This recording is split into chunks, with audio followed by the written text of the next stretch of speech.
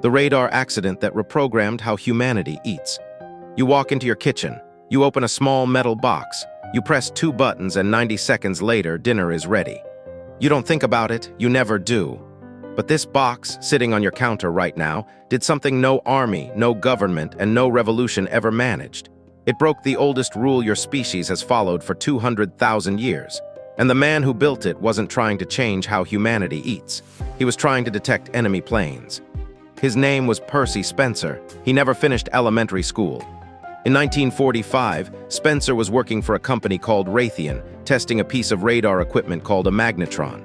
It was wartime technology, built to find aircraft in the dark. One afternoon, standing near an active magnetron, Spencer felt something strange. The chocolate bar in his pocket had melted.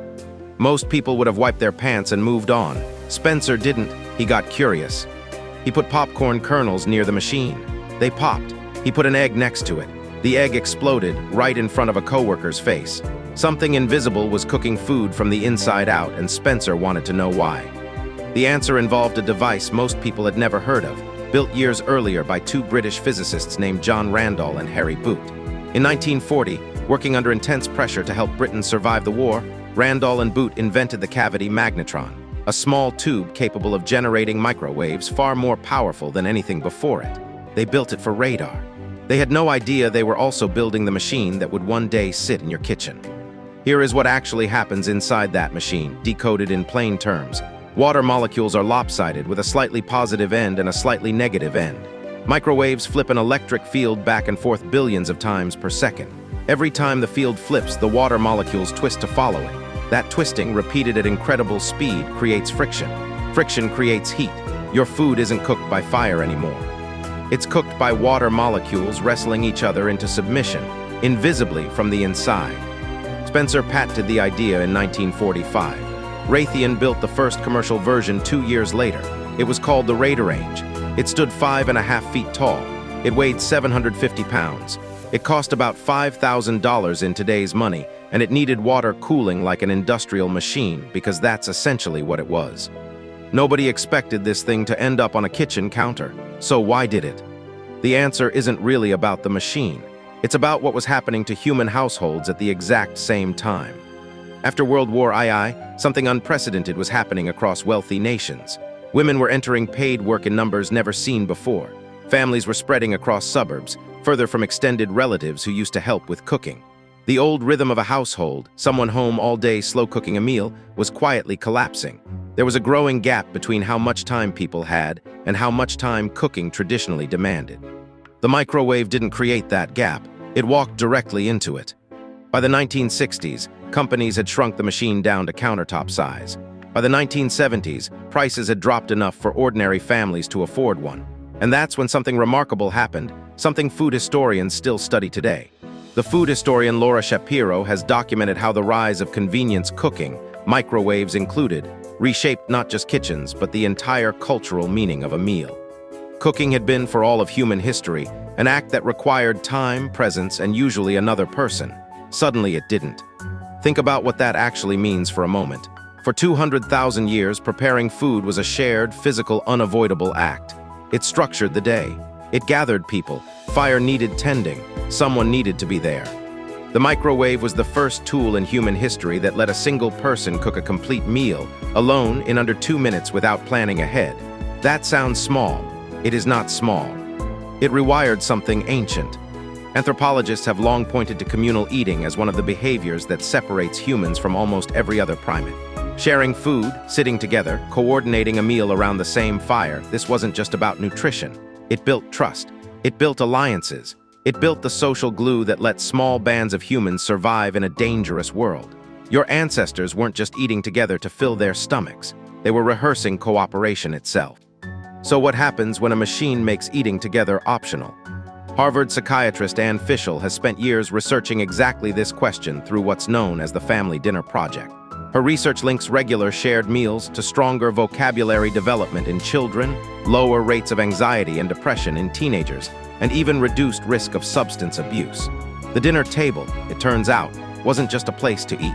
It was quietly doing psychological work nobody noticed until it started disappearing. And here's the strange twist. The microwave didn't destroy family dinner on its own, but it removed the last practical excuse for skipping it. Before microwaves, cooking took real time, which meant if you were going to cook at all, you might as well cook enough for everyone and sit down together. After microwaves, that logic broke. Now everyone could cook for themselves, whenever they wanted, in whatever quantity they wanted, on their own schedule. Convenience didn't force people apart, it simply stopped forcing them together. By the 1980s, frozen, TV dinners and microwave-ready meals exploded across supermarkets, built specifically around this new machine. Families that used to share one pot now increasingly had 4 separate plates, heated at 4 separate times, eaten in 4 separate rooms. Nobody chose isolation on purpose. It just became the easiest available option, one reheated meal at a time. But there's a bigger, stranger layer to this story, one that goes beyond a single household. The microwave also quietly reorganized food on a planetary scale.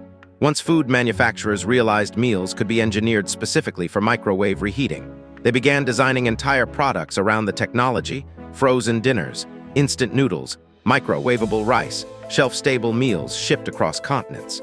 Global food supply chains adjusted to a world where a meal no longer needed to be cooked from raw ingredients at the moment of eating. It only needed to survive freezing, shipping, and 90 seconds of radiation. That single invention, born from a melted chocolate bar, helped make possible the modern reality of eating food grown on one continent, processed on another, and reheated in your kitchen in under 2 minutes. Is that progress? In many ways, yes. Global access to food has never been higher. Time spent on meal preparation has dropped dramatically since the 1960s, freeing up hours that people now spend working, parenting, or simply resting. For millions of people, especially working parents and elderly individuals living alone, the microwave isn't a symbol of isolation. It's a tool of independence. But convenience always has a shadow side, and this one is worth naming honestly. A behavior that took 200,000 years to build, eating together as a bonding ritual, was optionalized in a single generation. Not banned, not destroyed, just made unnecessary. And your brain doesn't always notice when something ancient quietly becomes optional. It just adapts to whatever's easiest, one reheated plate at a time. So here's the real question worth sitting with. The next time you microwave a meal alone, standing at the counter, scrolling your phone while it spins, you're not doing anything wrong. You're doing exactly what the technology was built to let you do. But somewhere back in your evolutionary history, a version of you is still expecting a fire, a group, a shared plate. Your ancestors built entire alliances around exactly this moment, the moment of eating. Now that moment can happen in 90 seconds, alone, and nobody around you will even notice it happened at all. You walk into your kitchen, you open a small metal box, and without realizing it, you decide once again whether 200,000 years of shared eating still means anything at all.